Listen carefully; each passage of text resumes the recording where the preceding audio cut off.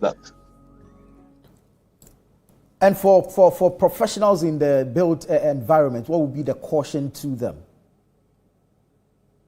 The assemblies must work. They must ensure that every single structure that comes out up in the city or in their jurisdiction has been properly designed, and the proper certification by certified architects, certified engineers have been received, and then has received the approval.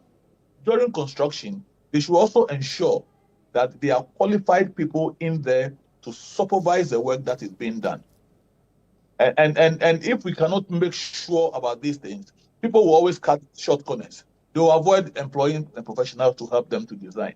They will avoid employing professionals to help them to supervise the work that was done. We are having story buildings built with columns without foundations. We are having columns built with substandard iron rods. We are having buildings constructed with substandard concrete. The way it is mixed, the way it is placed, and the way it is cured, it's all wrong. And when you walk around, you see this commonly.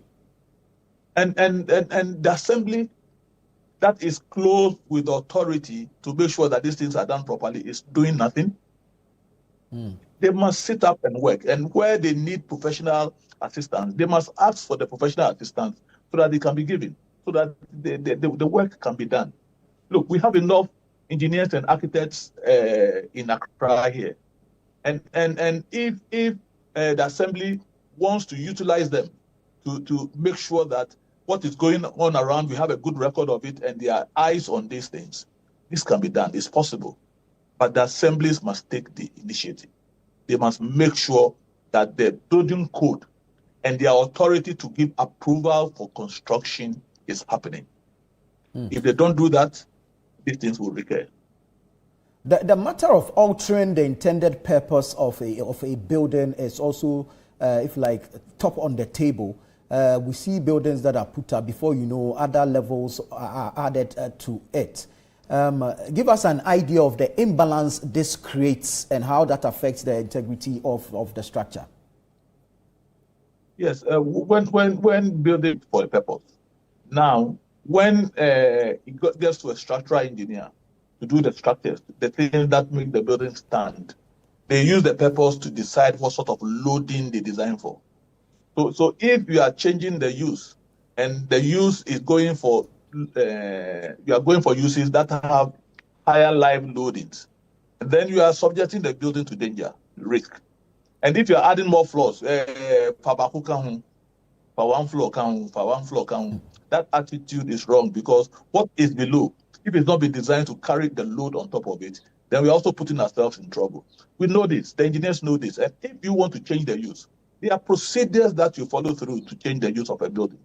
And there are, we can do structural integrity analysis and tests to see if the new intended use can accommodate, the structure that is existing can accommodate the new intended use. If it can't, and there's need for retrofitting, that can also be recommended and designed. So all things are possible. We can change the use of a building, but we have to do it properly. The assembly has to approve, and you have to get the right advice from the tanker people to ensure that the new use is compatible with the structure. Are you able to give us an idea of, if like, an assessment of buildings in Accra, especially when you drive by, of what it looks like regarding buildings in Accra? I know, well, you can't just judge by... Look, when you drive by and anybody is building, and normally we use concrete in this country, just look at the way that they are mixing the concrete. Normally they are mixing the concrete on the ground, which is not the most appropriate way to mix concrete, especially if you are going to put it in structural parts like columns or beams or in slabs. Well, let's say you can even mix that properly. Are they using the right combination of sand, stones, and cement? And the worst enemy to concrete is water, which makes concrete strong, gives it concrete its strength. But if you put too much water in concrete, it weakens the concrete. It doesn't make it strong anymore. So if you see anybody mixing concrete and you see the concrete flowing, that when they put it on the ground, it flows. It doesn't sit, but it's flowing. Then you know that is danger. That means they are putting too much water there. the concrete is flowing. The concrete, when it is mixed with adequate amount of water, when you scoop it and put it down, it should stand like a cone for you. When you see concrete that when it's scooped and put down, it flows, then obviously you know that whatever is being used for is in danger. The concrete there's too much water to start with, and that's the problem. If you see somebody building and is not using a poker, a vibrator to make sure that it's vibrating the concrete properly, so that the concrete will have the right density, you should know that there's a problem. And I'm sure you drive around, you walk around a lot, and you see that there are a lot of construction going on. And this simple observation will tell you that whatever is being constructed is we have challenges with it. But most of these buildings that have collapsed in recent times are either still under construction or are, if like, fairly new projects that have come up. Is there a comparison between materials of old, professionals of old, vis-a-vis what we are seeing now? The materials, if anything at all, the materials are getting better.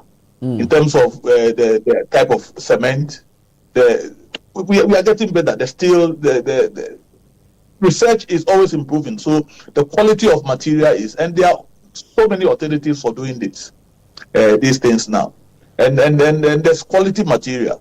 But if you choose not to use the quality material or to use the right specification of the material to work, and also your workmanship is wrong, there's no proper supervision for the work, so that we know that if you've used good cement, you've used good stones, you've used good sand, but you don't mix it well, you add too much water, and you don't vibrate it, and you put it there, if you go and test it, it will not meet the strength that you want the concrete to achieve.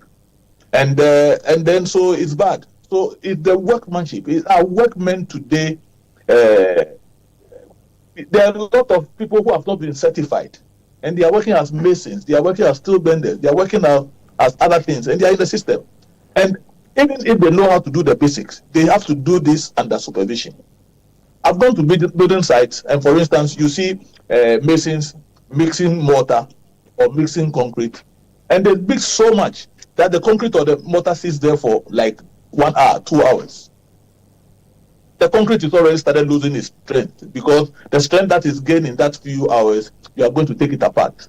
And so if I'm an engineer on site, I'll not allow anybody to mix concrete to last more than 30 minutes. After 30 minutes, it should be used. Or when they are transporting the concrete and things in trucks, they put what we call retarders. They put some chemicals in to retard the chemical action of the cement, so that it can travel for a long time before it is laid. But the ordinary Joe you see by the roadside mixing concrete does not use retarders. So in school we are taught that after 40 minutes, cement has had its first set, or after adding water to cement. And when you break it, it cannot before 40 minutes. That's what the textbook says.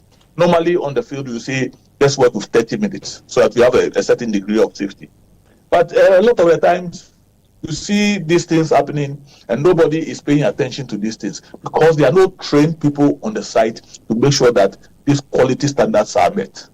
So there's so much wrong with the way we do business, and the people who have been clothed with authority to make sure that this does not happen are not doing it. And these are the assemblies. Either they don't have enough competent people to get the job done, or and if they don't have, there are so many people in the private sector who can help. And if you're a developer, you're supposed to pay for these services. So it's not the assembly who has to pay. It's the developer who has to pay, because it's part of the services it needs to make sure that it has a building which stands. But somebody should make sure that that is happening. And assemblies are not doing this. They are not, unfortunately. And especially when you say these buildings that are collapsing are new buildings that are under construction, then what are we talking about? Right. That means we are not doing our work well today. If, let's say, if the building was built 20 years, 30 years ago, and it collapses, you cannot blame today's people. But if it's happening today, then we are alive. True. And we are seeing this life. True. Engineer, I know the institution does its own investigation into some of these incidents. What do you do with the report of your investigations? We give it to the same government. We give it to the Assembly. We give it to the Ministry of Works and Housing. We give it to Engineering Council. We give it to the officials. And what they do with it, I don't know. Whether anybody is held culpable. Like the collapse in, there's a report. I just traveled out of the country. I'm speaking outside Ghana now. But there's a report that followed me. I just saw it this morning on the Medina building. And really, everything that should be wrong is wrong. The owner didn't have a drawings. No architect was involved. No engineer was involved. Assembly was not involved. Nothing was involved. He was giving stop orders. He continued to work. He constructed wrongly, and the building is sitting there. We know who owns this building. Would that person go to prison? So clearly, there's a lack of enforcement. The person who broke every rule and put up a structure that collapsed and killed people, or and kill people. Would that person still sit and dine with us the way we are doing today? And that's the issue of operability. Are we holding people responsible? The people were living in it and they were putting more on top of it. And the Assembly, who has issued stop work twice, and they were still watching on, and this guy was still working, and they did nothing.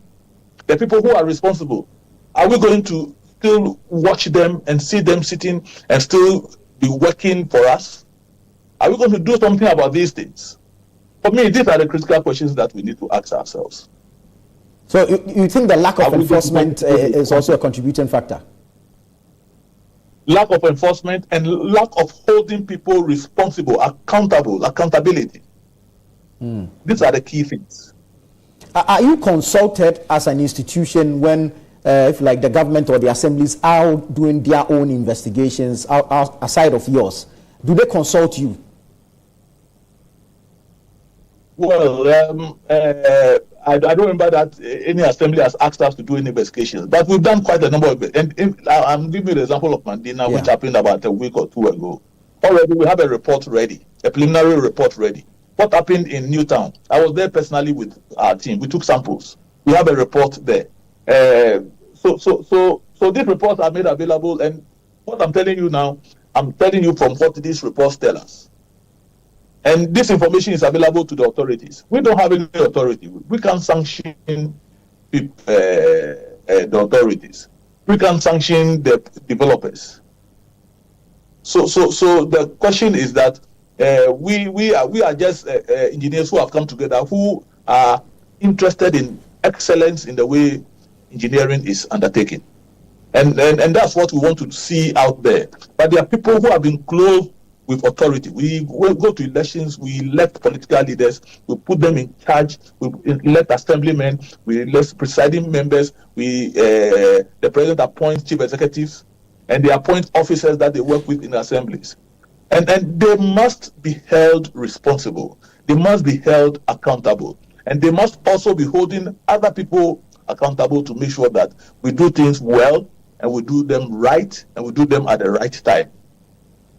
For those who cut corners and do the I know a guy type of thing, they say they don't have money to pay for the professional service. They say your members are too expensive.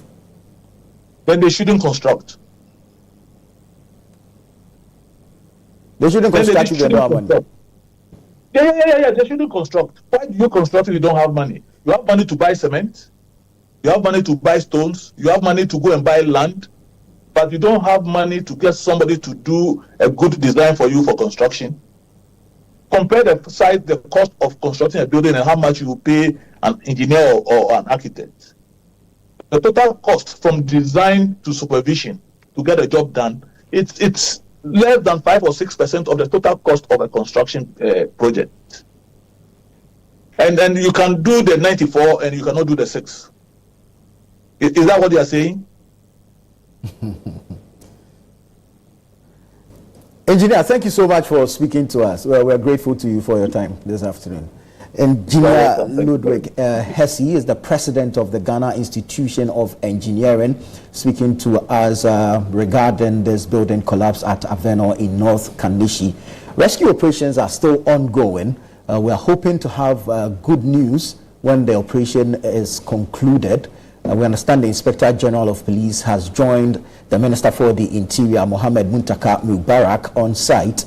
We're also hoping that they will be addressing the press or giving us some updates or briefing regarding the process of rescue, and then we'll get to know what stage they are now. But as it stands, 3 persons have been rescued, 2 unfortunately confirmed dead. I am Nana Tufo Boateng. I'm still in studio with Fred Tete Jabano. Jude Duncan is on the grounds, and he will be joining us as and when he has some updates for us. Fred, so clearly from what we've heard from both engineers who have spoken to us, there's a lack of compliance with the regulations. Exactly, a lack of compliance, and I'm going to take you through the regulations. So when we look at the regulations, our building regulations are governed by the Ghana Building Code and the National Building Regulations of 1996. When you look at these regulations, it gives you how and what you need to do before you even decide to construct and when you are done with construction. So let me take you to the permits you need. So before you even start or you start building and start work on your plot, there are certain permits you need. First, the drawings from the architect. You have to get structural drawings, site plan showing boundaries and setbacks, proof of land ownerships or authority to build, soil investigation report, environmental approvals for certain projects, and completed permit application forms. After that, you go to the assembly.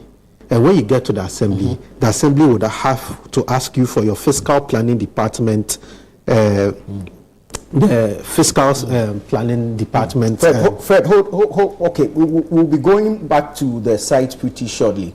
We'll be going there pretty shortly. We understand there's some activity ongoing at the site. We'll be bringing viewers live pictures from there. But let's read out what the building code says so we can all have a clear understanding of what is required when we want to go into construction. So, like I mentioned, when you present all those things I've mentioned, now this will be circulated to the fiscal planning department of the assemblies, then the works departments of the assemblies, then the environmental health unit of the assemblies, including the fire service. After that, then you start your building. So all these things will be provided. The assemblies will go through it. When they are satisfied with it, then you go ahead. So when you are building without permit, there are issues. The assembly has the power to issue you a stop work notice. It can come and seal the construction site. It can demolish unauthorized structures, prosecute offenders, and impose penalties and surcharges. All this is during the construction stage. All this is, so the first part is during the construction stage. When you fail to follow all these things and you start construction, the next part is that the assembly can come and issue the stop work. It can come and seal the construction site. It can come and demolish your structure you have started building. Then prosecute you, the person who is building without the permit. Then also impose penalties on the people who are building. After that, there are inspections requirements. So this is even during the building process. There are inspection requirements. So the first requirement is a site inspection. This is conducted for approval to verify the land ownership documentation, plot dimensions, compliance with zoning requirements, building setbacks, and drainage conditions. Then there's the foundation inspection. The foundation inspection is carried out after excavation and before concrete is poured. So once you excavate, before you even pour concrete into your foundation, there's supposed to be the foundation inspection. And this is what the inspectors would verify. Foundation depth, then soil conditions, reinforcement details, and conformity with structural drawings. Right. So these are all what is expected per the rules as captured in the building code. And then it's important that we comply with these things, else we'll be seeing some of these incidents from time and time again. We want to play back what the Vice President said when she visited the site early today. Colleagues and friends, let me say good morning to everyone. Yes, early in the morning we heard of the disaster and we planned to come and see for ourselves. But we also knew task. I want to thank all of them, the fire service, the police, the political appointments, appointed, what else? NADMO, everybody, and the neighbors also, ordinary people, all of us who are interested in preserving life. We want to thank all of you for being here. This is not the sort of thing we want to wake up and see or even hear. Her Excellency Professor Nana Jane Opoku-Agyeman speaking from the site earlier on today. Let's go live to the site. We understand the Minister for the Interior, Mohammed Mubarak Muntaka, is addressing the media. And the rescue team will be doing so that we'll be able to tell public what exactly happened and what went wrong. How do we prevent this from happening? Like the Vice President rightly mentioned. So we want to thank all of you for your time and the cooperation. Thank you so much. Honorable Minister, do you know the owner of the building? The owner of the building that has led to this collapse? Names have been mentioned, but obviously when the investigation will ascertain truly whose building it is and which permit he got and all that. So I'm sure when the investigation is set up, all these things will come up. Also issues around Clagon. Has that come to your notice? The Clagon disaster, flooding incident, I beg your pardon. Has that come to your notice? Well, I mean, so many things have been reported, but it's like you have too many emergencies and you are picking and choosing which one is most urgent. The one that has life trapped under, you should definitely prioritize that. But I mean, a lot of flooding, we've heard around Sakumono and all that, there's a lot of flooding. But our men and women are up in doing, the police are there, the NADMO is there, all of them are doing the best that they can to rescue as much as possible. Minister, this comes 4 days after Adenta, barely 1 month after Accra New Town. All of these lives are involved. Can we comfortably say that state agencies are not at the door? Well, you know, in terms of building permits, is the disassembly. That's why I was calling on the local government ministry and the disassembly to rise up to the occasion. Because you cannot come, let's say, from the Ghana police to determine whether a building should be put at a place or not. You can't come as fire service to determine whether someone should build or not.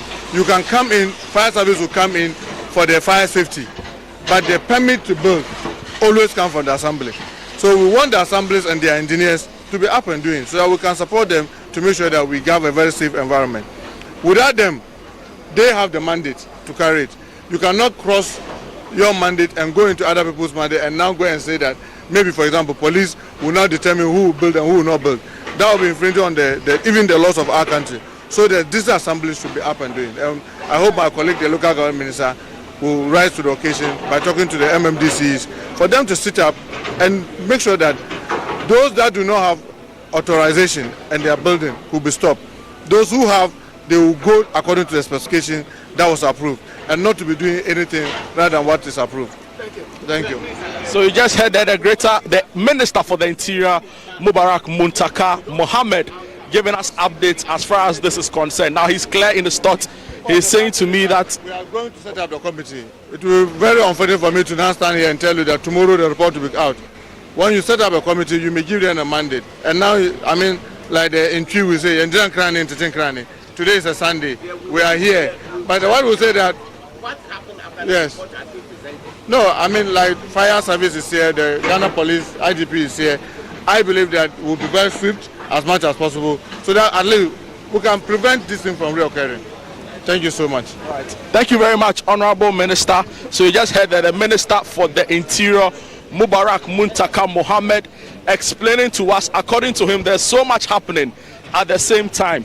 While we are here,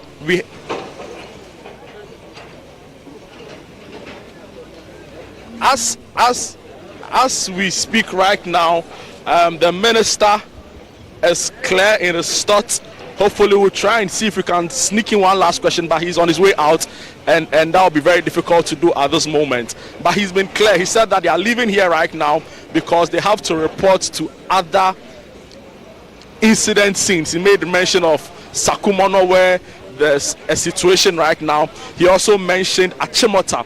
We are not clear exactly what the situation is, but he said that officials are here, high-ranking officials from the various state agencies who will be overseeing this particular incident. Now, he also called on the assembly to be up and doing. In fact, he mentioned the Greater Accra Regional Minister and called on her to come up to task as far as dealing with issues around building permits in the various assemblies are concerned. Now, according to the minister, even though eyewitness reports account that 2 more persons may be in there, it is unverifiable information, and they are still going ahead with the rescue effort. And as and when they are able to make any headway, they will come back to the media and report on it. The minister also, in his address, called on the public to abide by the rule, reiterating an earlier comment made by the vice president when she got here earlier in the day to assess the extent of damage. Now, listening to the minister, he also raised serious concerns around the use of building materials in this particular building project. If you listen to him carefully, he's particularly mentioned the iron rod. The owner of this particular building, we are not really sure of, but law enforcement would get to the end of this and make sure that those who are or have a role to play in this are punished or made to face the full rigor of the law. So those are the words of the Interior Minister. He was really emphatic on his pledge to ensure that indeed those who are culpable in this process we've seen or in this building collapse are made to face the full rigor of the law. So that is the update as far as this is concerned. There's so much happening here. We've also seen that the IGP is still here. The Deputy National Security Coordinator, Elizabeth Yanka, I believe is also here, and she is getting some briefing as far as the process is concerned. Now, what we can tell you is that the shop before the collapse, or the building before the collapse, had some shops underneath, and the name of the shop was Cutest Trends. And we get this information due to some photos we've seen circulating on social media and some other persons who live by and have confirmed for us. Now, what we are being told is that a woman usually sleeps in there, although we've not been able to confirm that now. And according to the minister, even though it is believed to be true, it is still unverified report. And as and when they are able to confirm that, they would let us know, and I'm referring to those of us in the media and the general public at large. So Nana Tufo Boateng, this is the latest updates as far as this is concerned. The minister is calling for cool heads. I think the biggest takeaway from his comment is that those culpable will face the full rigor of the law. Citizens must comply with all the requisite processes as far as building is concerned. And he also talks about the fact that it's important for all of us to wait for the investigations to be conducted before we are able to understand the full extent of what is going on. So this is Channel 1 TV's live coverage of the building collapse that has taken place at Avenor. Earlier reports suggested that this collapse took place at around 6 or a few minutes after 6 a.m. According to the briefing from the Minister of the Interior, according to briefing from the Minister for Interior, we are being told that the collapse actually took place at around some few minutes past 5 a.m. Right? So the latest update is that this didn't happen at 6 a.m.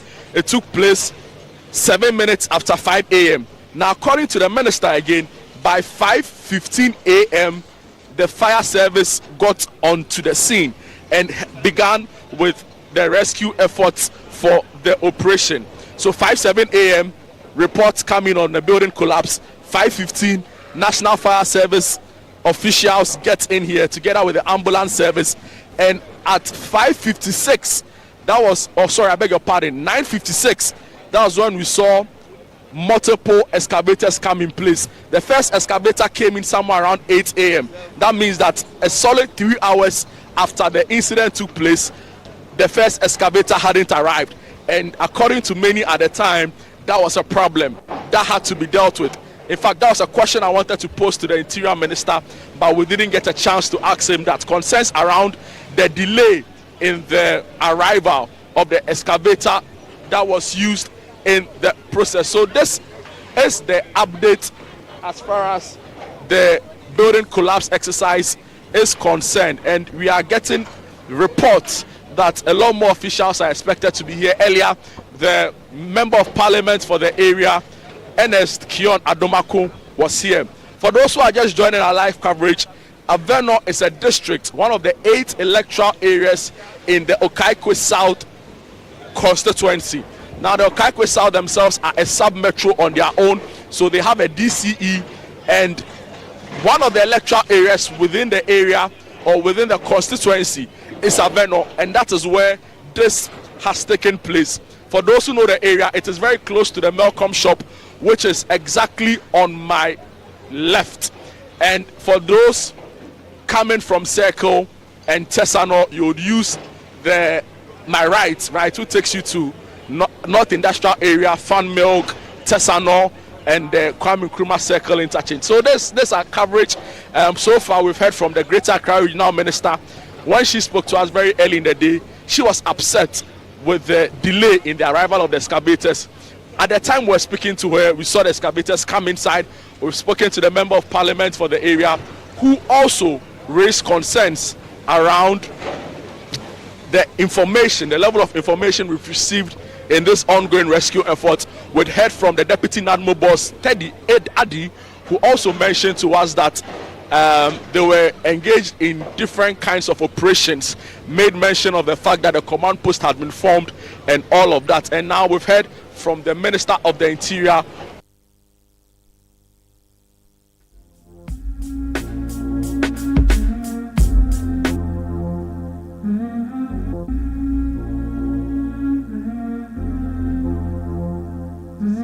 What the final outcome of this will be. But it's fair to also say that some extensive level of work has taken place already. The excavator has dug very deep right now, and they are trying to still clear the debris as much as possible. Before they could dig that deep, they had to get rid of an ECG transformer.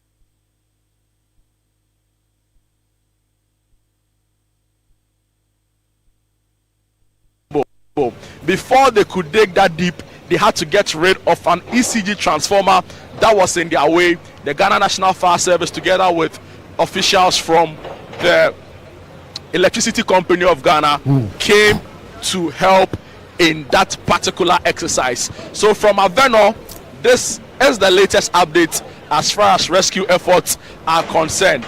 Also, the minister made reference, or there was a question posed to him about whether security agencies are up to the task, and also the assembly in dealing with what is feared to become a trend as far as building collapse incidents are concerned. There was Adenta not too long ago. There was Accra New Town, which also happened on a Sunday like this, where 3 people died and many other people were injured. Now, according to the minister, the various agencies have what it takes to deal with the matter. So we'll be following the issues very keenly. We'll be updating you by the second as this matter unfolds. But for many other people, if it's indeed confirmed that 2 other people are in there, every second matters now, every minute matters now, and it's important that we are able to get to them to deal and rescue them from the rubble and the debris that is currently over them. So these are the latest updates so far. Thank you so much. Jude Duncan coming to us live from Avenor, where the rescue operation continues.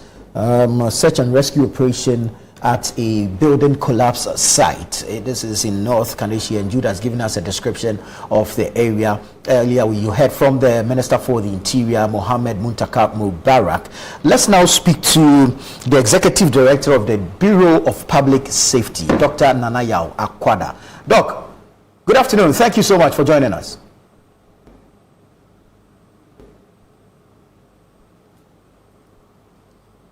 Apologies. Good afternoon, and thank you for having me. Great. Doc, public safety again, building collapse again. Are we not learning any lessons? Well, my straight answer to you will be, are we? Because we have seen these building collapses, over the years, right? Commercial properties to private properties to, social, all kinds of properties are collapsing on innocent Ghanaians and, people losing their lives. But as a country, consistently, we have failed to learn from such incidents, something that in all civilized jurisdictions, it is done, okay? What we, these are not matters of lack of laws.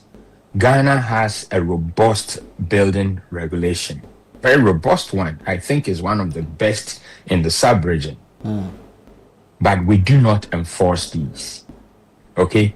We have seen, major collapses where our resources were stretched. We had to rely on external sources to resolve, some of these or bring things to normalcy.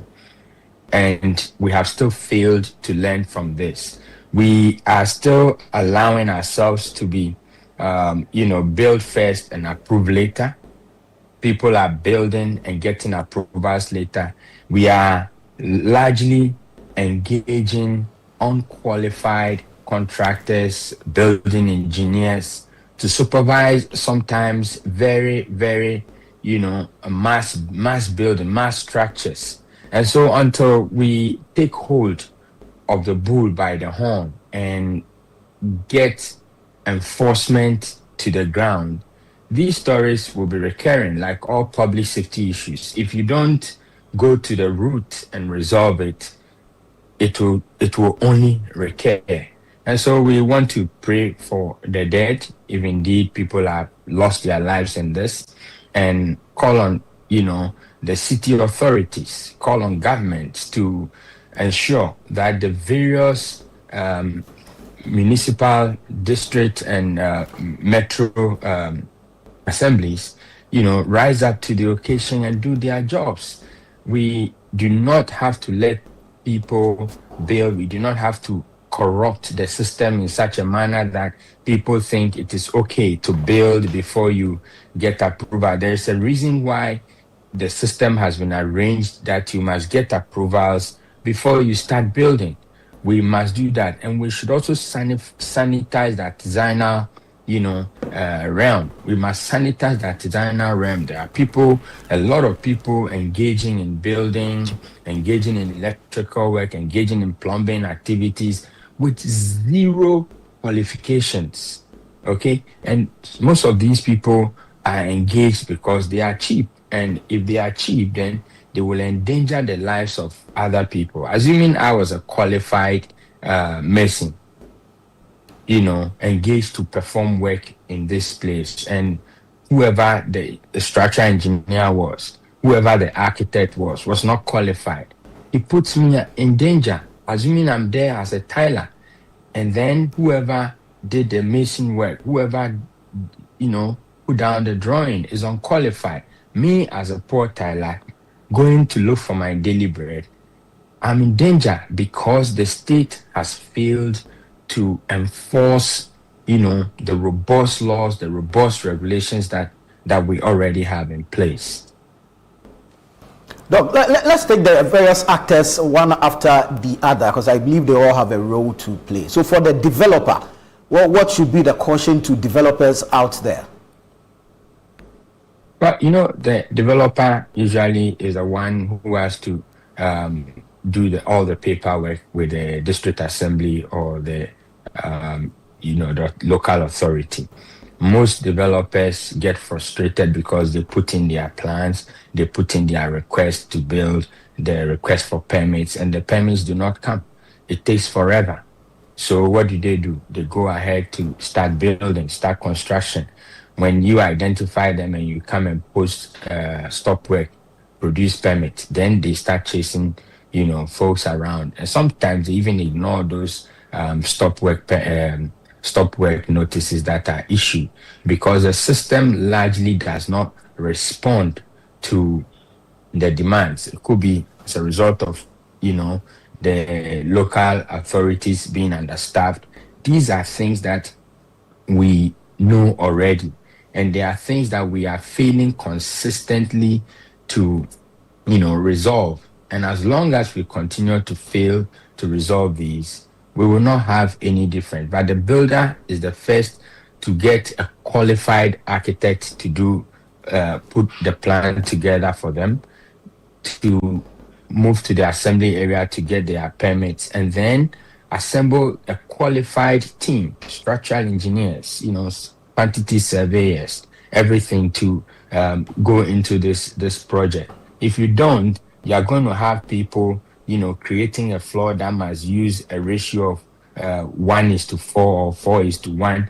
They will turn the ratios upside down, and you end up having, poor quality work done. And then at the least stress, these buildings will come down. Then we'll move on to the authorities, because this is not the first incident. Investigations have been conducted into several other incidents, but usually there's no public closure on these matters. So what should be the way forward regarding these unfortunate incidents? The Bureau of Public Safety, since as far back as 2017, we have always been asking the state to put out the investigation reports of some of these incidents, right? These are not national security matters. There's nothing national security about a building going up in flames, or a market going up in flames, or, a building collapsing. So put these investigations out. We want to know what the investigators concluded on. We want to know what the expectations are from that incident, so that we will be able to hold people accountable. That has happened. I can bet my last dime, nobody is going to get jailed. Nobody is going to face any penalty. And the state is just coming in. At best, they will go to families, commiserate with them in front of the cameras, give them a few hundreds of CDs and a few, some token, and it makes news, and that's it. The Interior Minister has just assured that investigations will be carried out, and people will be held liable. People will be brought to book.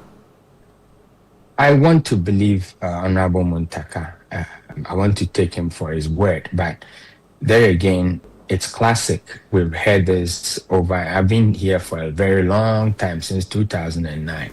We've seen this play out every time, and I think at one point I even got myself, into trouble with one of the political parties for saying that the vice president was just engaging, rhetorics, drama, because that's what happens. And several years on, nothing really has changed in the system, right?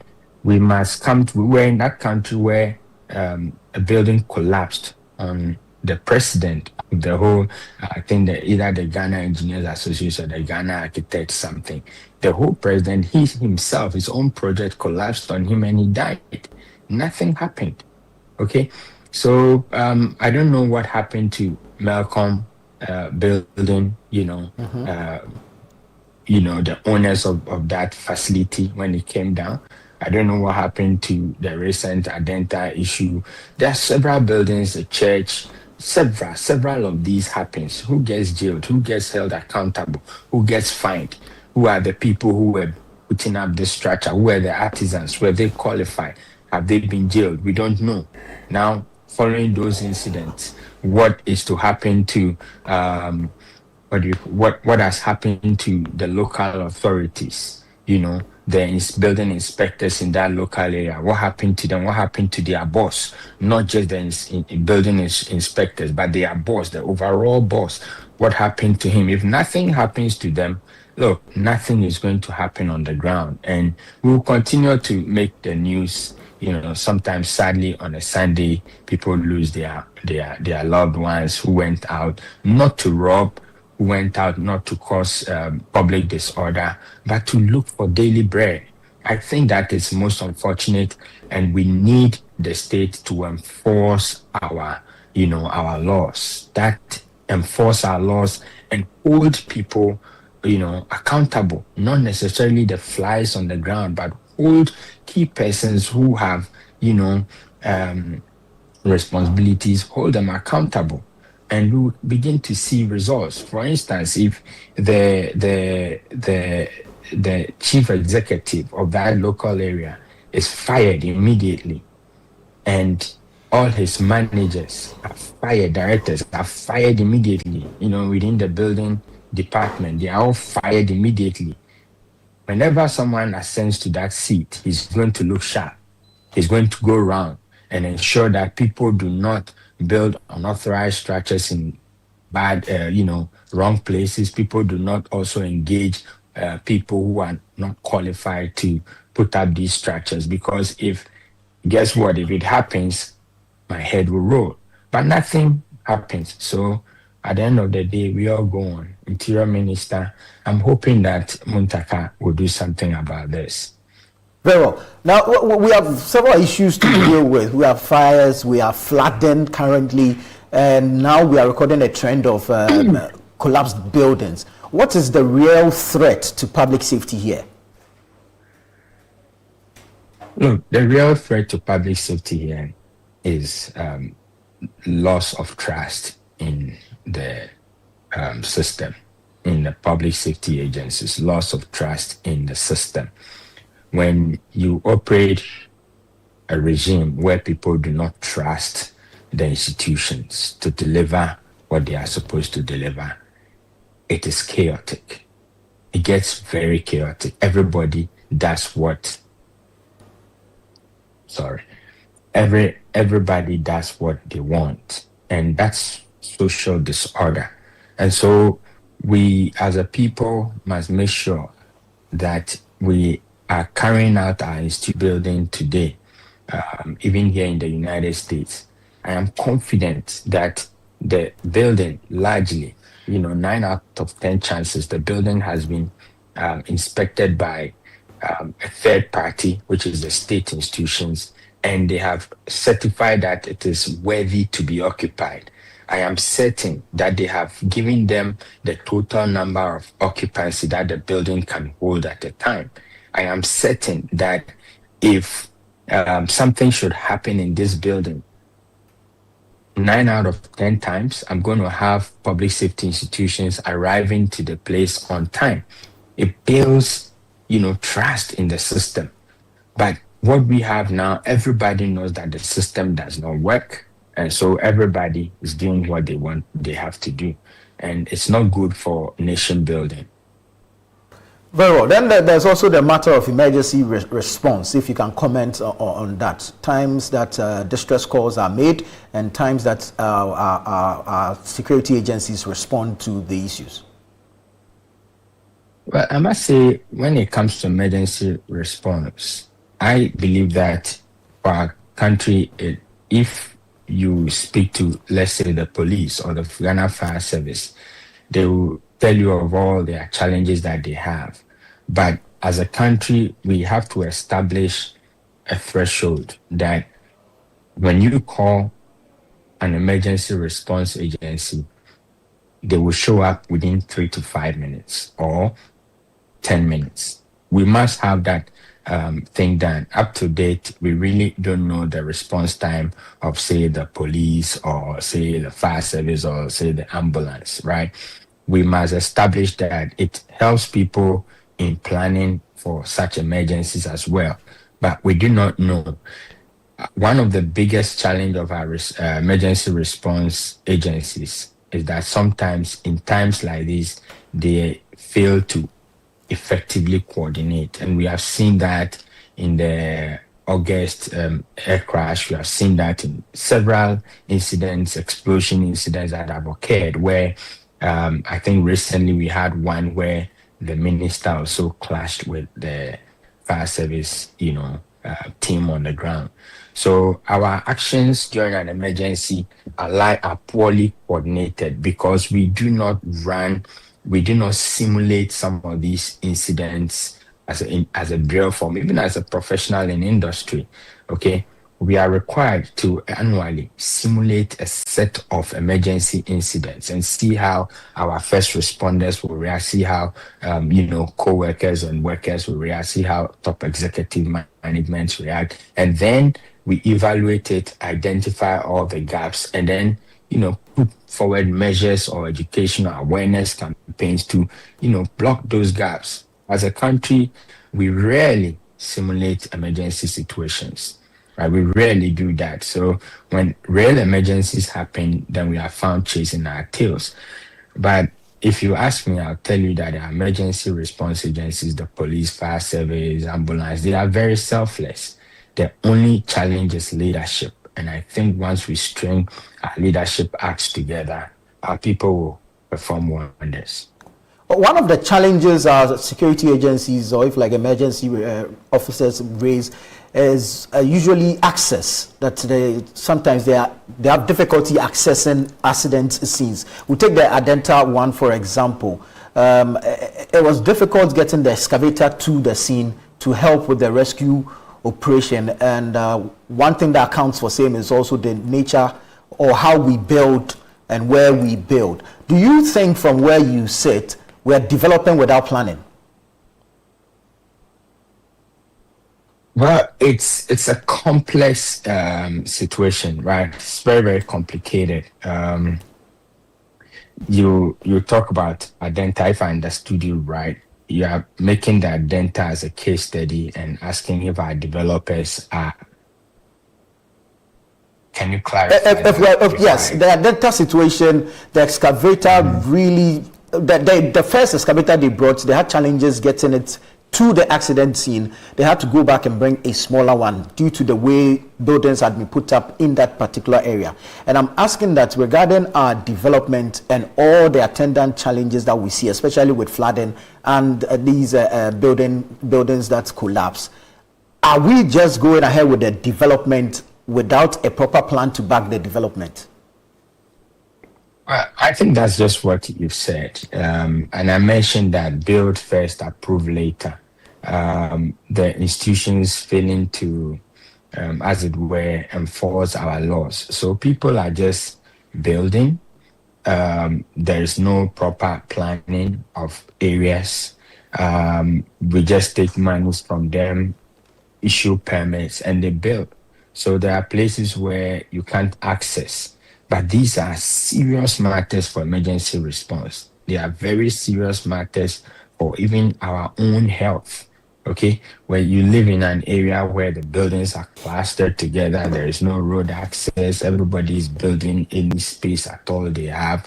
It presents a very, very, dicey situation. And most of the time, it comes back to us. It comes back to hurt us. You can look at the situations in the markets, right? We allow people to, put up stalls anywhere, build on fire hydrants, connect power anyhow. And the least trigger, there is complete chaos and we are rendered helpless. So it's what I'm saying. We need to enforce our laws. We need to enforce our building codes. In the absence of that, these chaotic scenes, these sad scenes will continue to happen. And until we start holding people accountable, why should this happen in your jurisdiction? Why should this happen in your local area under your watch? Because of that, you're losing your job. Then we can have results. But if not, trust me, public safety issues are not economics. It's not like foreign exchange where you talk about, dollar shortages and then suddenly, rates shoot up, or you talk about CD overflow, suddenly rates shoots down. Public safety issues are purely engineering issues. What you put in is what you get. Another public safety issue, away from these buildings that have been collapsing, is the issue of flooding. The rains are here and almost everywhere in Accra is flooded. What accounts for this, and how do we deal with it? I think Accra's flooding issue is a well-researched issue, right? We all know what causes Accra to flood. We all know what must be done, especially after June 3rd, right? Fire flood disaster. The report is still out there, it's still out on our portal. We all know what has to be done. The fact is that little has been done. And so these things are no longer a surprise to me.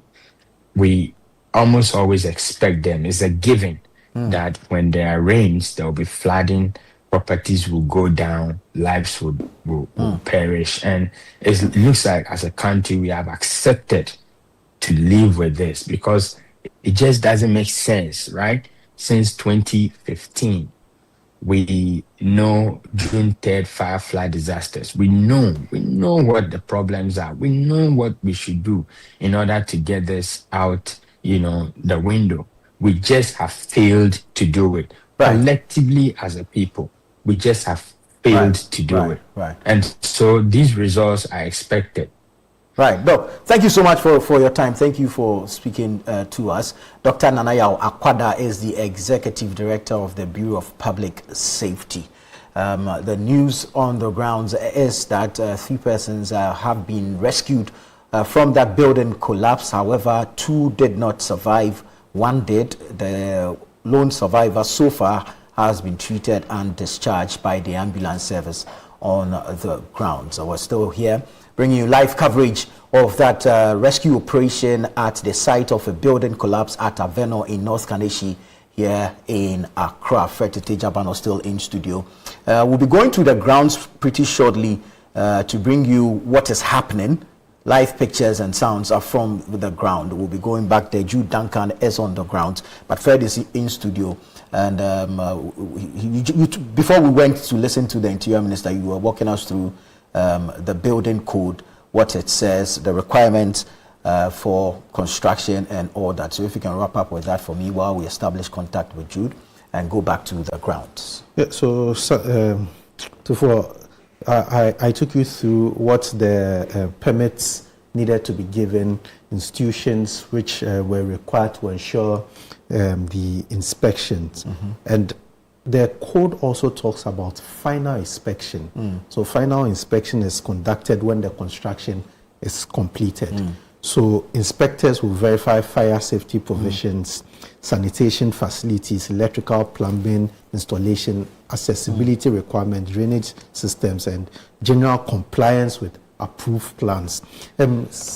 Talking about general compliance with approved plans, you ask yourself, the assembly which is supposed to be managing this particular area should by now have had the plan of the building so that in an incident like this, when there's a collapse, what do? You pull out the plan. What's the structure of the building? Was it a 3-floor building? How was it put up? How was it constructed? How does it look like? So that even in your rescue missions and in trying to get people out of the rubble, you know that there's a first floor, and this is how the first floor is. So in excavating, you even understand how you want to excavate. Right. You go to the plan shows you a second floor. This is how it looks like. These are the kind of buildings. These are the kind of spaces within this place. It guides the rescuers to excavate. But we do not have anything like that. So it goes back to the question. The authorities who are responsible for ensuring that buildings are put up in a particular way, the authorities which the building code have stated that they have the duty of going to do inspections, what have they been doing? How have they been carrying out these inspections? Do they even carry them out at all? If they do, are they following the regulations? Then comes in the concerns of the 2 engineers we spoke to, the president of the Institute of Engineering and Engineer Kosi Dede. Who or which people are being held responsible? Yeah. So you go into a community, you go into a locality, there are people responsible to ensure that the buildings in the particular locality are constructed in a particular way. They are given permits and all that. Now the question is, when there's a building collapse and there's an investigation, are these people who are in authority held responsible? What kind of sanctions are given or meted out to them? What kind of disciplinary process are they taken through? Right. Do they lose their jobs? Are they sent or put before a court to be prosecuted? The people who also build without going through the necessary requirements. So they mentioned the owner of the building. What will happen to the owner of the building when it is realized that you did not go through the process? Right. How are you dealt with? Is it going to be the normal thing of, oh, the construction, we've invited the person to the office, and what we hear is there's nothing happening. That's the end of the story. The person moves on to go and construct somewhere else. Because people are not being held responsible, because people are not being punished, from the people in authority to the ordinary people who put up buildings, we now feel like we can do anything anyhow, and get away anywhere, with it without recourse to the law, and we get away with it. And that's what has brought us to where we are. We look at the Malcolm disaster. There is part of, I have some of the findings, some of the conclusions and the key findings in that particular disaster. And we look at what is there, let's see, and compare to what is happening now. Maybe there might be similarities. So the Malcolm disaster, which happened somewhere in November 2012, these are some of the key findings from the engineering point of view. They said the building suffered from serious structural deficiencies. Concrete used in part of the structure was below the required strength. Some columns were inadequately reinforced and overloaded. There was evidence of poor workmanship and departures from approved engineering standards. Regulatory oversights and inspections were inadequate. The collapse was primarily linked to construction and structural failures rather than soil conditions. These are the recommendations after the report and findings. It says, strengthen building permit and approval processes. That's the first recommendation. That's the first recommendation, to strengthen building permit and approval processes. Enforce regular inspections during construction. Then it goes on to say, improve regulations of engineers, architects, and contractors. Establish a national building inspectorate. Ensure quality control construction materials. Quality control of construction materials. Introduce sanctions for non-compliance. Improve capacity of local authorities. Create a database of buildings and construction projects. Enhance public awareness. These are the recommendations which have been made. This thing happened in 2012. The report was concluded in 2013. We are in 2026. How many years now? Over 10 years. Yeah. Over 10 years. And we are having similar things happening.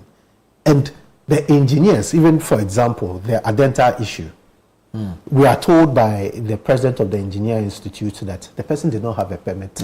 The person did not go and seek for any architect to draw. There was no engineer. There was absolutely nothing.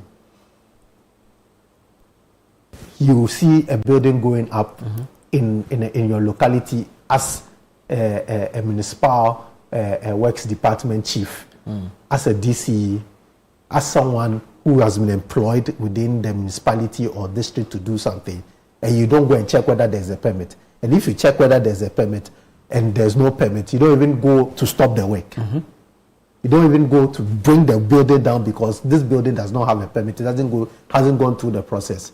And you would wait, then when there's a disaster, you say, oh, you start crying.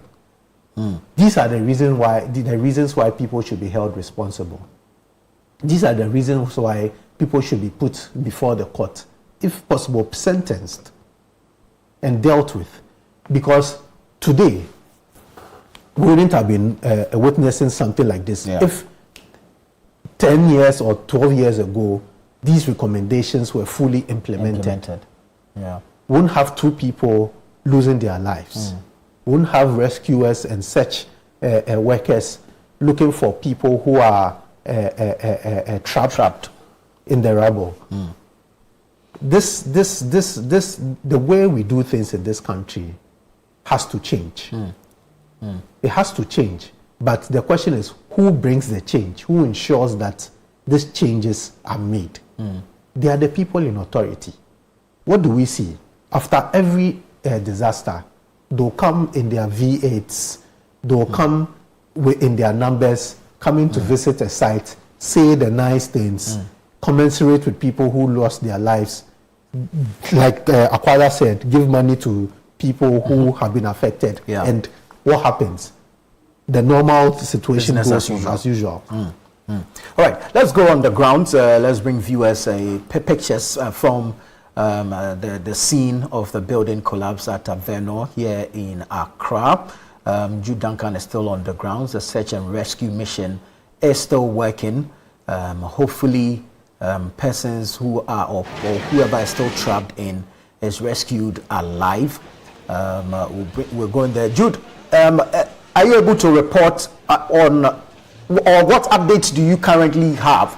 Describe to us the operation as it is being carried out.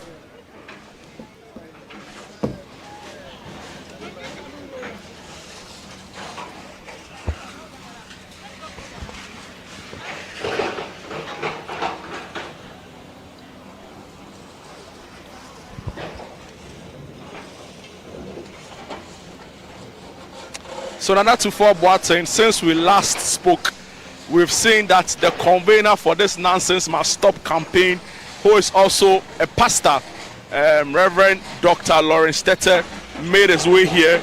He came to say hello to the IGP and also assess for himself everything that has been happening here. In the aftermath of his visit to the scene, he made a prayer for all the servicemen and women who are here helping with rescue efforts. Now in his prayer, he was calling for God's protection and guidance for the servicemen and women who are undertaking this very difficult task, and also for persons feared under the rubble as we speak currently. He is taking leave of us. We've seen other high-ranking officials from the national security also join us. The deputy coordinator, the first ever woman to be in that position, Elizabeth Ama Yanka, was here. She was assessing the situation for herself. But even before she got here, let me add that we saw that other officials from the national security were here also helping with the rescue efforts, and intelligence, as is we are being told, is very important in this exercise that is currently ongoing. Now, Nana Tufo, shortly after the visit by the man of God, we saw two containers that were partly demolished being brought to the makeshift command center. Now, these containers will turn out to be safes where valuables and other precious items are being kept. But at the time it was brought at this makeshift command center, it was basically filled with stones and money. Now we saw two different containers being brought here. The first one had lots of 10 Ghana cedi notes.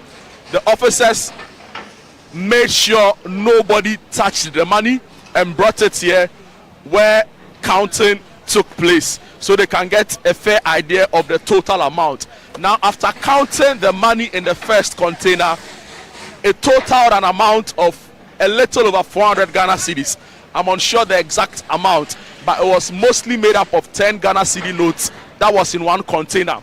Now, the second bigger container that came or brought before the high-ranking police officials here in my shot, as you can see clearly damaged, was a safe, because we've seen that it had the features of a safe, a code, and other security features that clearly point to the fact that this was a safe in the shops or the residence of the building that collapsed. Now counting is ongoing. Quite a number of money has been seen. You're unable to clearly tell how much is involved here, but if you can see from the screen, some 100 Ghana cedi notes and 200 Ghana cedi notes in there.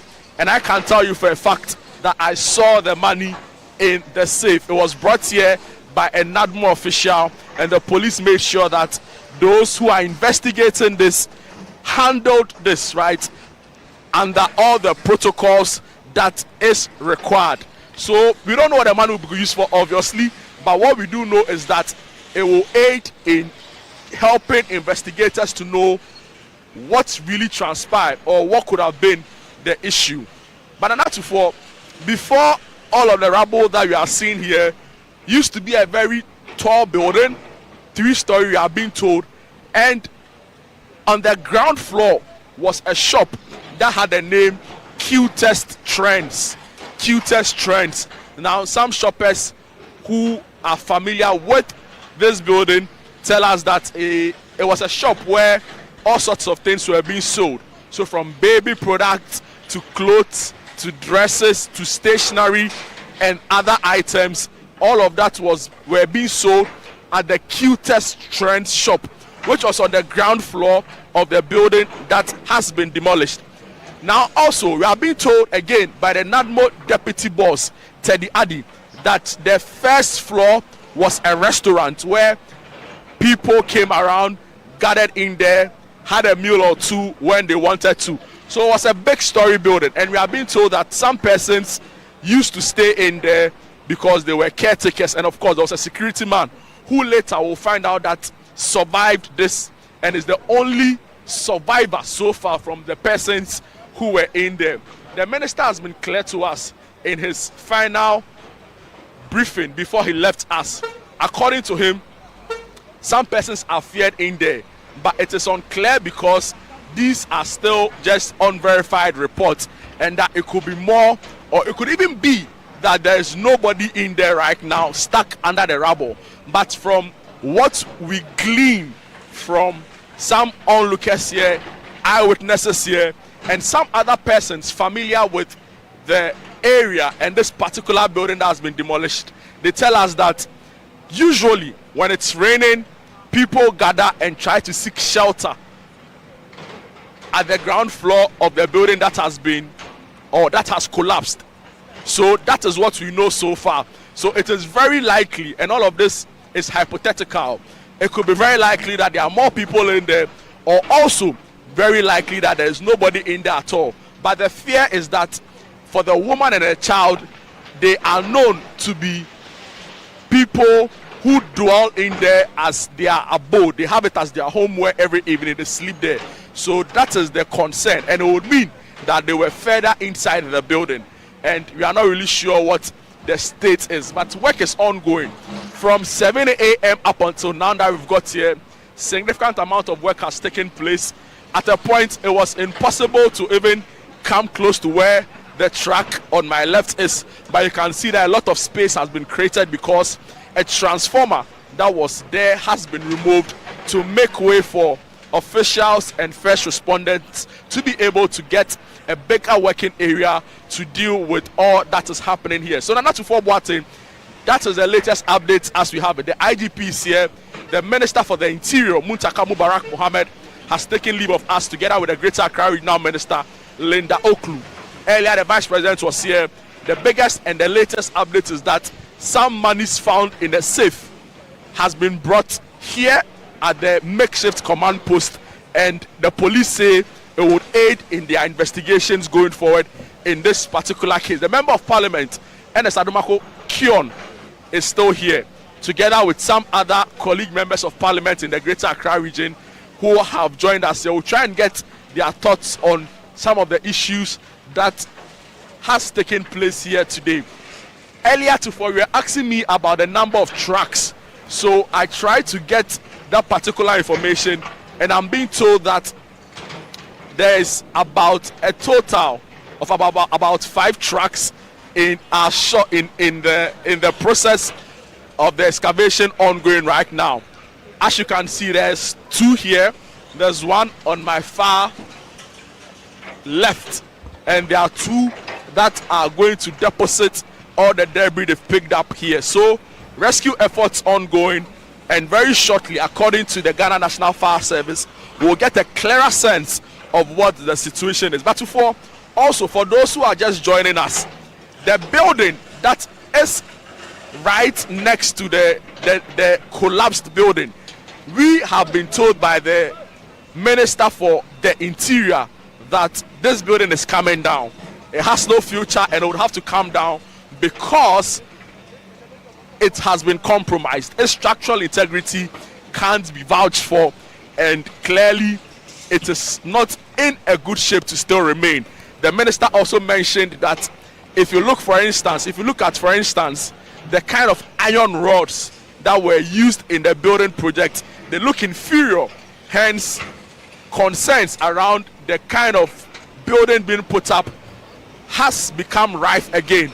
And the minister has assured that investigations will take place and the necessary sanctions will apply. I asked the minister if he indeed knew who the owner of this building was, and he said that the law enforcement will do the necessary investigation and get to the end of that particular matter. So, Nana Tufo-Boateng, that is the latest updates here as far as this demolition, or let me say a building collapse and now rescue. Let me correct this, it's not a demolition, it's rather a rescue effort from a collapse that took place at 5:07 a.m. this dawn. 5:15 fire service got here, and since then various security agents, officials, officers and investigators are here. Not among the list include the National Disaster and Management, NADMO. We've seen the military also here. We've seen officials from the national security here. We've seen the police here in their numbers. The Ghana Ambulance Service is also here, as well as some other officials from the K9 unit of both the police and the military. They came with the specialized dog, the Ghana National Dog Academy. They brought their specialized K9 dogs to help with the rescue effort, and so far that has been going on successfully here at Avenor, where the building collapse took place. Right, if your camera could pan around a bit so we can better appreciate the angles at which the operation is being done. 2-4.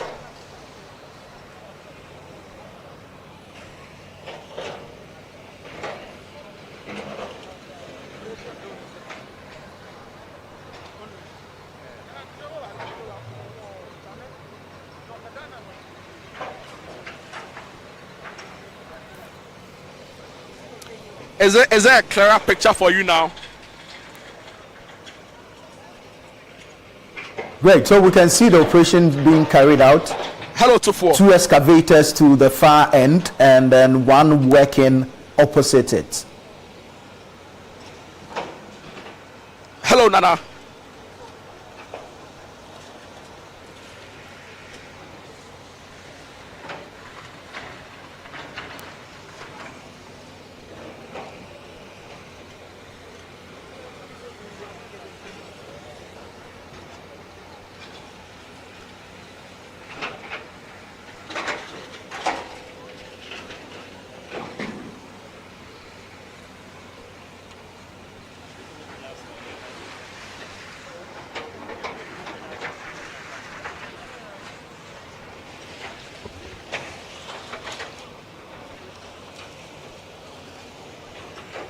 So we're seeing the live pictures there from the collapsed building at Avenor, and the excavators busily working there.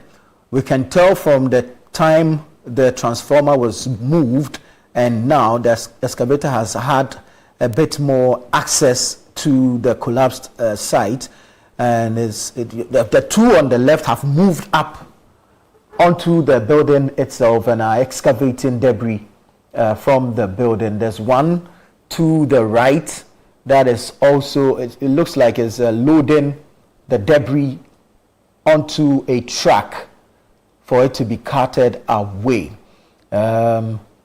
Hope is that no one else will die, and whoever remains trapped in there will be rescued alive.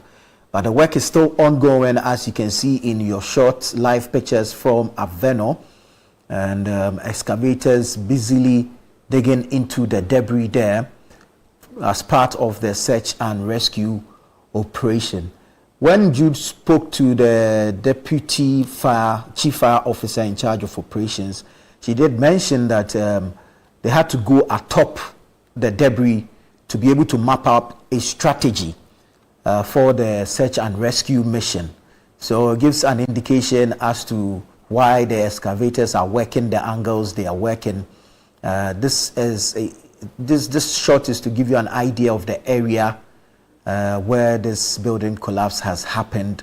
So as we have said, there's Avenor in North Kaneshie, close to Melcom Plus, and also close to the Ashfoam showroom. You can see the makeshift command center that has been put up to help address the rescue operation. The IGP still there, Christian Teteyo still there. The Vice President, Professor Nana Jane Opoku-Agyeman, has been there. The Greater Accra Regional Minister, Lindo Klu, has also been there. Minister for the Interior, Mohammed Muntaka Mubarak, has also been there. The Member of Parliament for the Ukaikwe South constituency is there. And officers or officials from the National Disaster Management Organization, NADMO, the Ghana Police Service, the Ghana National Fire Service, the Ghana Ambulance Service, and the military are all there. Would have been great to see the other angle where the adjoining building sits and look at what space has been created there by the excavators as they continue to dig through the rubble. We're working to see if we can bring you shots from the other end of the collapsed building, but clearly work is still ongoing. You can see the machine operator being quite careful with the digging. So they go in and then they scoop the rubble and they load onto the truck, and that is what is currently being done. So the cameraman is panning so you can see the other side of the collapsed building. So it appears to me as the shops on the other side, what looks like a food joint, a Lotto kiosk. So they are wooden shops, yeah, wooden structures. Yeah. Structures over there. Now, when you look at the current videos you are getting from the place and compare it to what we saw in the morning and some few hours ago, you would realize that the debris, the level of the debris has reduced as compared to about an hour ago, where you had a lot of it up there. You realize that because of the excavation, a lot of the debris have reduced. The excavators are working quickly to be able to take away the debris from the site and see whether we could still get people in there or not. You check the surrounding of the area, and this we mentioned earlier. In incidents such as this, a lot of the times you see the general public or coming closer to where the incident is. But from the shots we have from the place, you realize that it's been well managed. The management of the area has been very good. The security has been able to cordon off the area to ensure that the people with expertise are the ones within the cordon off area, so the work can go on smoothly. Time passed, you see the members of the public who are usually the first respondents or massing up around the place. But this situation, you realize that it's just the people who would need to work in the area who are there, including journalists. It's quite a good action taken there by the people. And very well, let's go back and hear from Jude. Jude Duncan is still on the ground. So these are his live pictures from Avenor. I don't know if a discovery has been made yet, Let's find out from him. Jude, what's happening? What's going on now?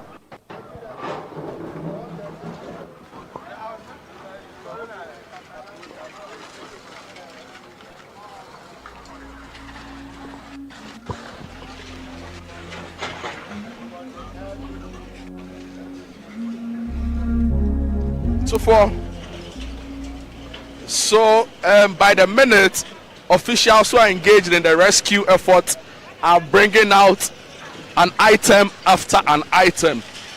Earlier, I reported to you that they had found a safe, 2 different containers containing money.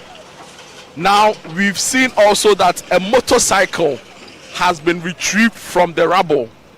We are unsure who the motorcycle belongs to, but it has been retrieved, and if you can see clearly in the shot, some persons are attending to it.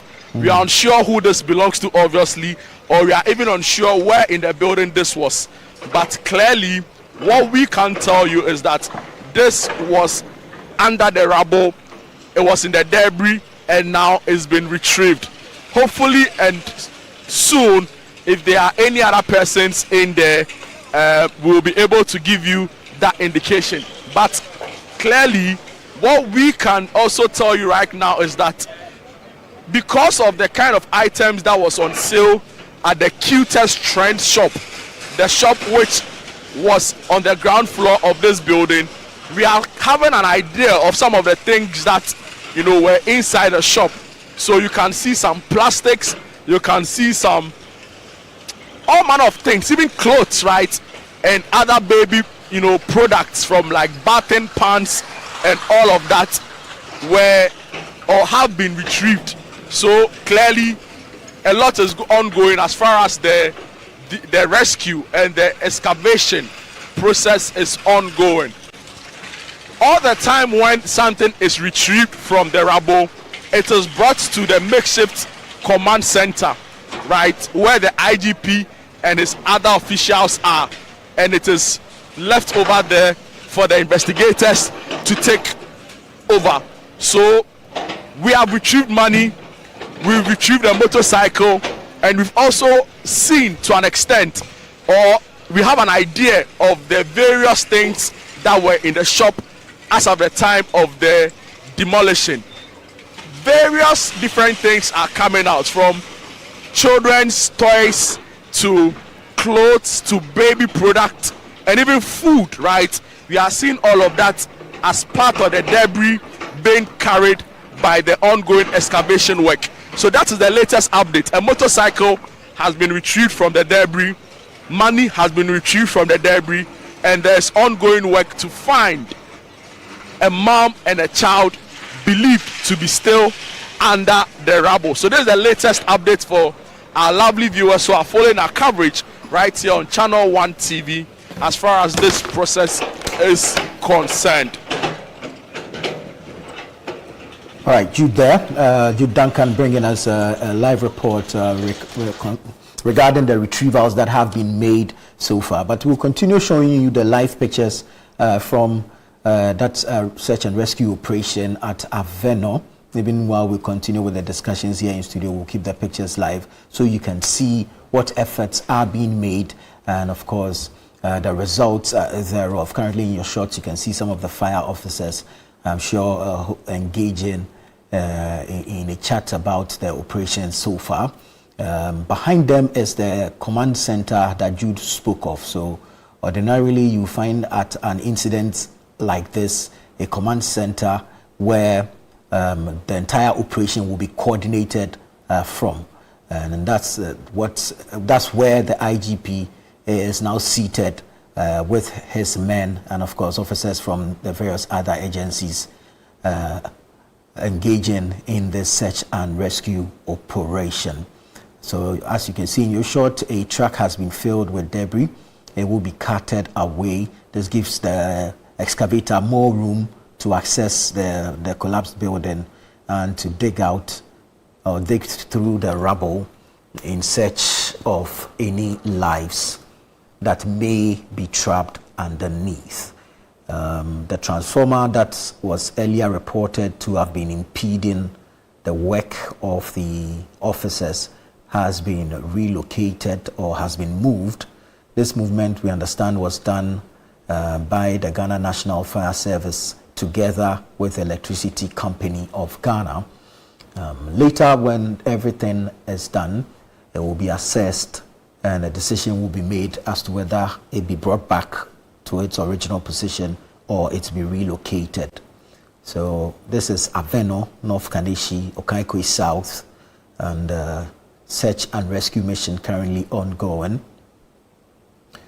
From where I sit, I see 3 excavators at work currently, 3 excavators at work. And then you have the trucks that are carting away the debris. So when they dig, they'll load onto the trucks, and then the trucks will take the debris away from the site. Hopefully this comes to an end soon. Hopefully we hear of some good news at the end of it. And you can see, Fred, you can see the high tension poles in the area. So it's important that the ECG, for now, temporarily takes out the power from the area, so that at least we're able to prevent or avoid any further casualties. And the other danger too is that if this, as we are told, there's a 3-story building, so there's also a possibility of a further collapse within the collapsed, within the debris. So it's the reason why it's important that the layman or the ordinary Ghanaian, as good as your heart is and as much as you want to help, you stay back and allow the professionals, those with expertise, to do the work that they've been trained to do. Like Jude mentioned earlier, that area has a lot of high tension cables over there. So the powers had to be put out once the building went down. Officials had to work on the situation. Once it was put out, we were told that there was a transformer which had to be removed, like you reported earlier. That transformer has been removed. The hope of everyone is that it's 3 p.m. It's 3:30 p.m. now. The building went down at 5 p.m. 5 a.m. 5 a.m. It's been about 10 hours to 11 hours of rescue mission. The hope is that this rescue mission is able to end before night or before evening, where the place becomes dark. Because of the situation, the lights are out. So it will be really difficult to continue a search mission in the evening without lights. It's the hope of everyone, and I'm sure with the officials, that they would be able to at least get the debris out of the place before night falls and it becomes dark, and it makes the work much more difficult. More security officials are coming into the place. It looks like the items they retrieved are being, they've loaded it onto the buckets of a police truck. Yes. We're not sure where they're taking it. A lot of these things would be used as exhibits for investigations. So the police would need to keep it safe so that when investigations begin, they can have all these things to help them to be able to investigate this particular collapse of the building. In investigations, you talk to people, you talk to owners, you talk to members of the public who live around the place. Also, you need to identify some of the things within the building. So, what was the building meant for? What was it constructed for? Was it a residential facility? Was it a commercial facility? Or was it both? And if it was a commercial or residential facility, what kinds of things were within this particular building? Were they permitted to be there? Did they contribute to a collapse? So it's very important that the investigators and security officials, once they see some of these things, would be able to have to take them for safekeeping to allow for investigations. For example, the money which was found, you need to count the money. You saw the officers counting the money, know the amount of money within there. Somebody will surely show up to be the owner of that particular shop. that person can help identify who actually rented the shop to her or him or her. That could lead to the owner of the building. So there are so many angles of investigations which would take place, which would need evidence, and it's so important that we are having these things being kept and not just left around because maybe they are destroyed or there's no use for them. So it's good. It's good the way the things are going. It's also very encouraging that you still have these officers from the National Fire Service and other agencies not giving up. Usually you go to certain places like that and you see that there's an attitude of we've done what we can do. Yes. Let it go. But from the videos and photos we are seeing that these are not people who are giving up. These are relentless efforts who are putting in a lot of effort to ensure that everything is done there.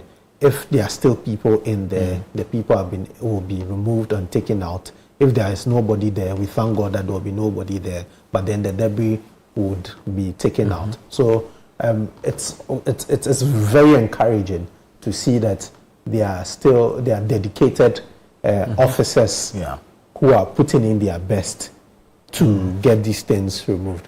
Don't forget, these things they are doing is also putting their lives in danger. True.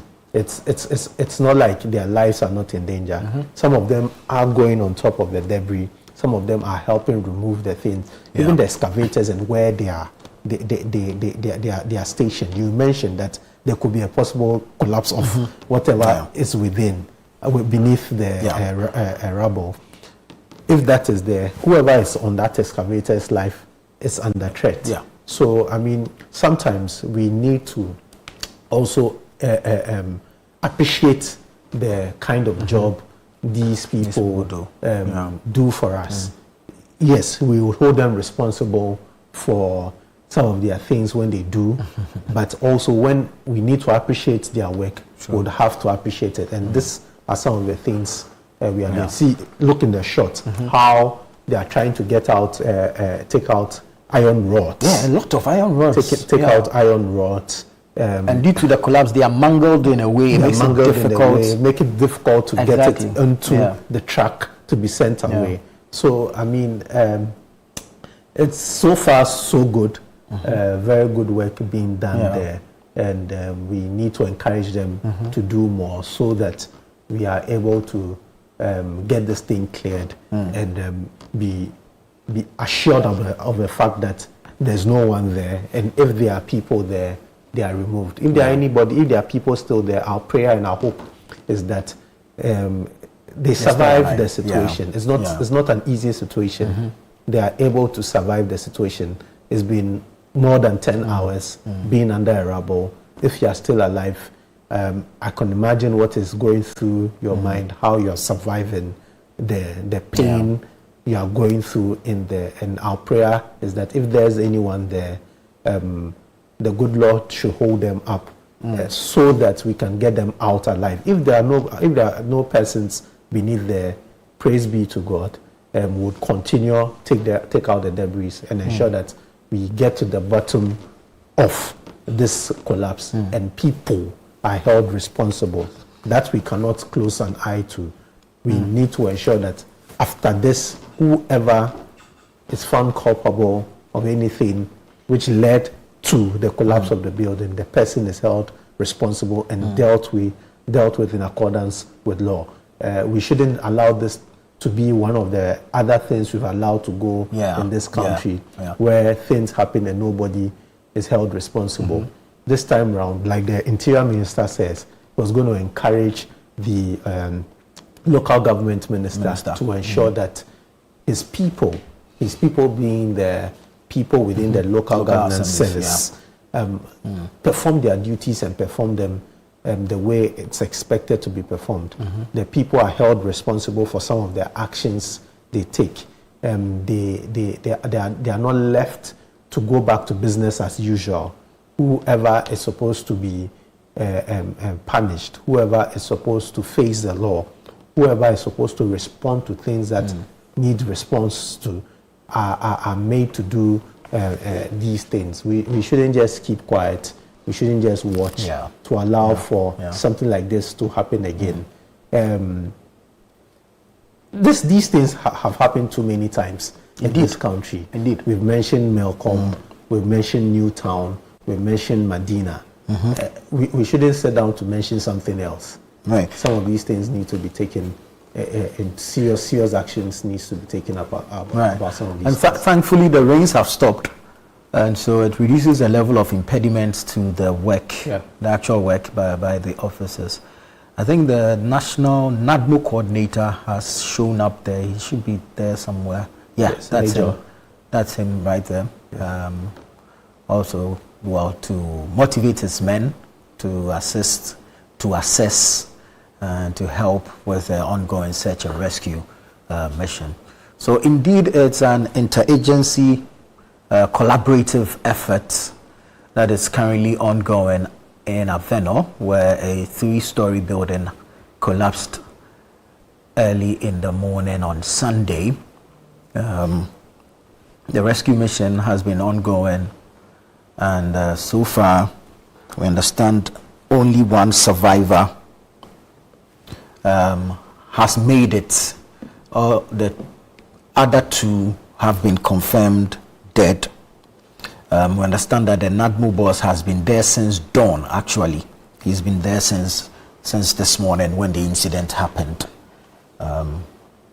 We also understand that it's not been confirmed as to whether or not there's still a human life or a human being underneath the rubble, but the work continues or progresses as though there is someone still trapped, and so they're working quite, if you like, carefully to hopefully retrieve or rescue anyone who may still be trapped in the rubble following that collapse.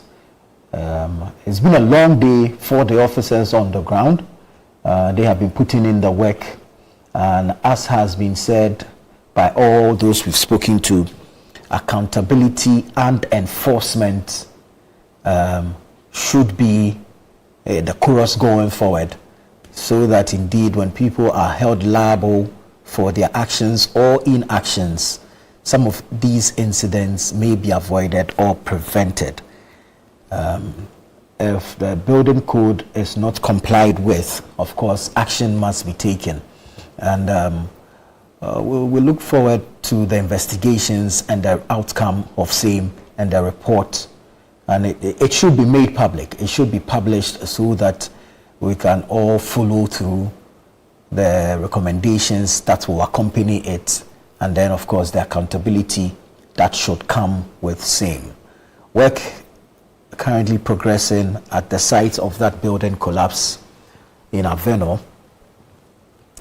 3 rescued, only 1 survivor out of among the 3, 2 confirmed dead by authorities on site.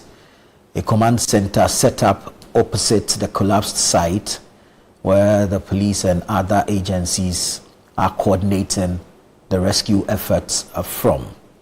So you'd notice that they dig into the debris and they load same onto trucks, and then the debris is taken away from the site.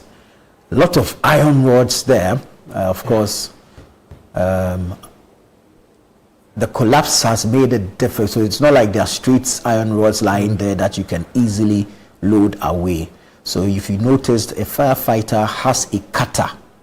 The one who had climbed onto the truck, I think he has a cutter with which they are cutting into the mangled iron rods so that they can cut it away from the site. So we're bringing you live pictures from Avenor, and we're showing you what is happening currently there. The search and rescue mission that is ongoing following that building collapse, a 3-story building that collapsed on Sunday morning. Jude Duncan has been reporting from the scene since morning, and kudos to him and his camera crew for all the work that they've done so far.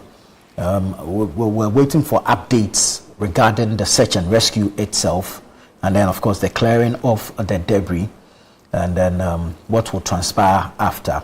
The Interior Minister and the Greater Accra Regional Minister have had to leave because according to them, they have to attend to other issues of the national concern or of present concern, and so they have had to leave. However, the Inspector General of Police is still on site. The Member of Parliament for Kaikwe South is also there. The NADMO boss, as we have established, has been there since morning and is still on the grounds. Officials of the Electricity Company of Ghana also there. They have assisted with the movement of that transformer to create space or allow access onto the collapsed building for the excavators to do the digging into the rubble. We want to bring you an earlier recorded interview of the survivor. The one person that survived spoke to Joe Duncan early on. So let's hear what he said. According to the Greater Accra Mayor, Nik Amarteifio, he pointed out to this young man as one of the survivors. He was in the building at the time of the demolition, at the time of the collapse rather, and I'll try to get his thoughts very briefly. Hello sir, good morning and welcome to Channel 1 TV. Good morning. Sorry about the incident you have just faced, and commiserations really with you. How are you feeling? Well, I'm not feeling fine. In short, I'm not happy at all because what happened today, I don't expect that. Were you in the building as of the time the building collapsed? Yes, no, I did the building now. As I just see the one pillar fall, now I think come out beside the building. One of my colleagues will still said the building. As that one hear the noise, that one still come out.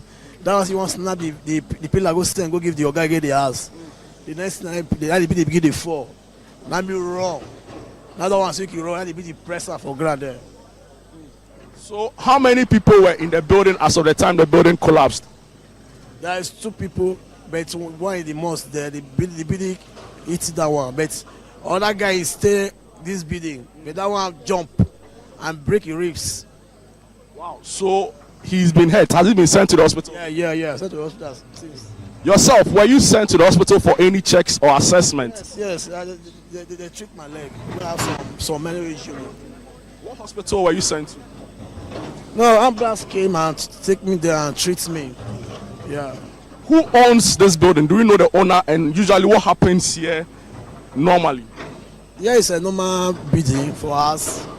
I'm security here. I've been here a year plus. Here is where business, the store here is business, where they do business. What kind of business? They sell anything, provision, mineral, this type of thing, water. That is it. But today I don't expect what happened. That is my final issue because now I'm very distraught, of course, as expected. That's the survivor so far. You heard him speaking to Jude Duncan there, but this is a previously recorded interview. It was earlier on in the day. He gave an account of what he saw, that he heard and saw one pillar give way, and that's when he decided to run out of the building. So he is the survivor. 2 have been confirmed dead, and we're hoping and praying that whoever else is found, if indeed there's someone still trapped underneath the rubble, remains alive, survives the situation. So, I mean, Fred, when you listen to the gentleman, it gives you an idea of how busy the building or what it serves to the people around there. Earlier, Jude also mentioned that when it rains, it's a building that people seek shelter from. Now, since we've been here, it's been going through my mind. The question is, look at the time it happened at dawn, and looking at the narrative which has been given about how busy the building could be at certain times, where people go to shop and everything. Yeah. Could you have imagined if it was daytime, where normal working activities were taking place? What could have transpired, and the number of people who would have been affected by this thing or caught up in this thing? It's quite. When I think about it that way, it becomes a lot more worrying for me,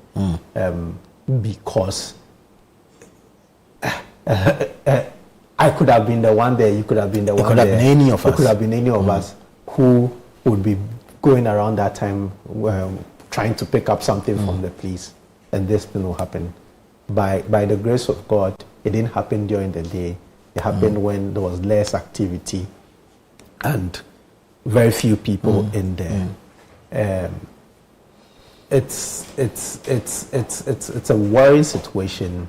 The scene and the story the gentleman just told us from Jude's interview, it's also very worrying. And this goes back to the report of the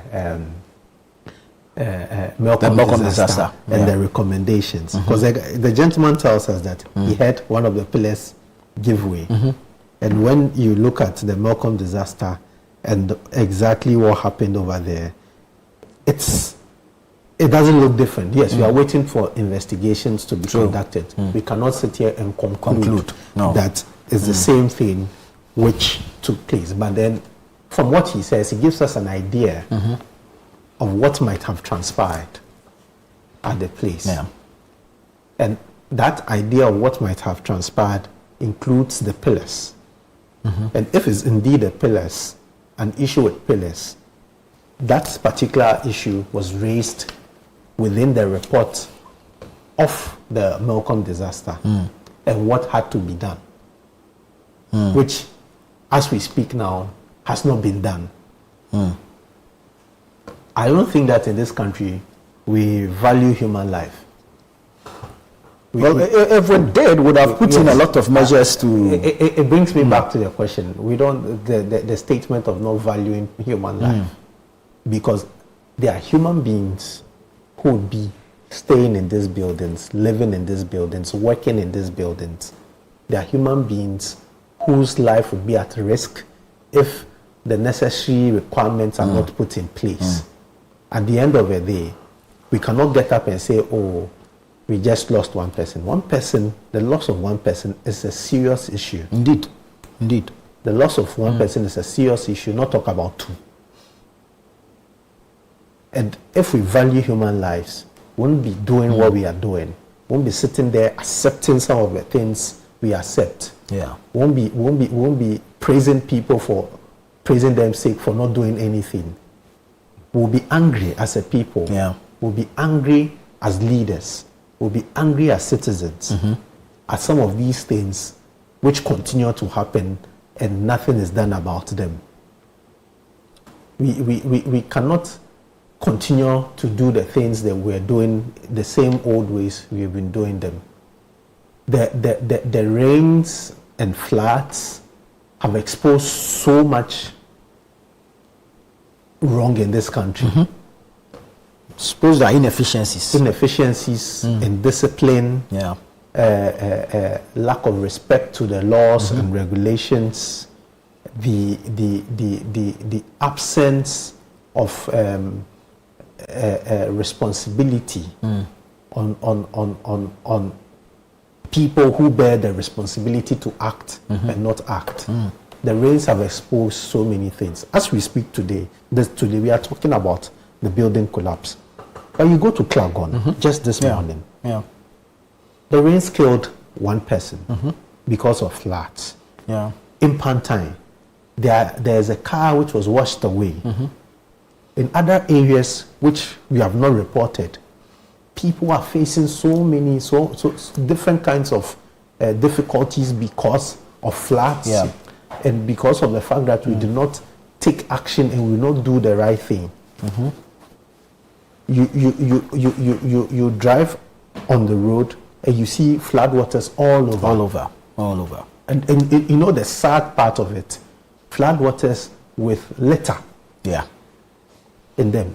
If it was just water, you just say, oh, maybe the intensity of the rain at a particular time was a lot, so then it allows for the water to come up and recede by itself because of the intensity. But no, that's not just floodwaters. It comes with litter. Indeed. Comes with litter. You go to places where people are not supposed to build, and they are building. Go to Pantine, go to Abokobi, go to the Ramsar site, and people are building. In fact, there's a video I've received somewhere from the Spintex area, where places which under normal circumstances did not flood. Never used to flood. Never used to flood. Yeah. Today Are getting flooded. Yeah. Because of the irresponsibility of we citizens and authorities who are supposed to act. It's the indiscipline. Yes, for us, we are a country of indisciplined people. People are not happy when we say it. But we are a country of indisciplined people. They'll say you use some, not all.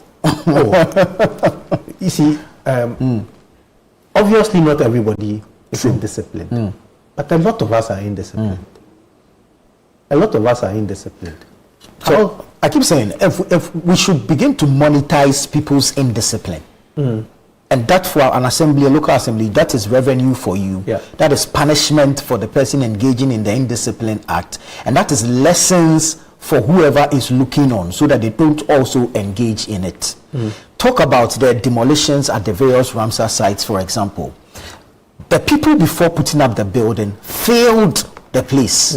So if you pull down the building only and you go, you haven't necessarily restored the area, because the failing still remains there. Even bears the cost for the demolition. So that's what I'm saying. We need to monetize that indiscipline. Get the people who own those structures, who put up those structures, to pay for the demolition and to pay for the excavation of the filling. That way you send a stronger message to whoever is, why is it this way? It's indiscipline, all right. You have found, you have investigated, or you have found the people. Once you begin to monetize their indiscipline, it sends a strong message. I mean, I believe in that strongly. The assembly generates some revenue, and then the indiscipline is stopped, because people now see that there's actual punishment. And then now you are certain, there's the certainty of punishment serving as a deterrent. I agree with you. There was a politician, a famous politician, General Mosquito, says, a law which you do not enforce is an advice. Exactly. If it remains an advice. If you don't enforce it, it's an advice. And people decide to take advice or not take advice. So when there are rules and regulations which comes with punishment, and you do not enforce those rules and regulations, everybody does what they want to do, because after all, nobody will do anything. There's no accountability at the end of the day. Yes, nobody will hold me responsible. Nobody will hold me accountable. I am free to do what I want to do. And that should end. We shouldn't continue like that as a country. We shouldn't continue like that as a people.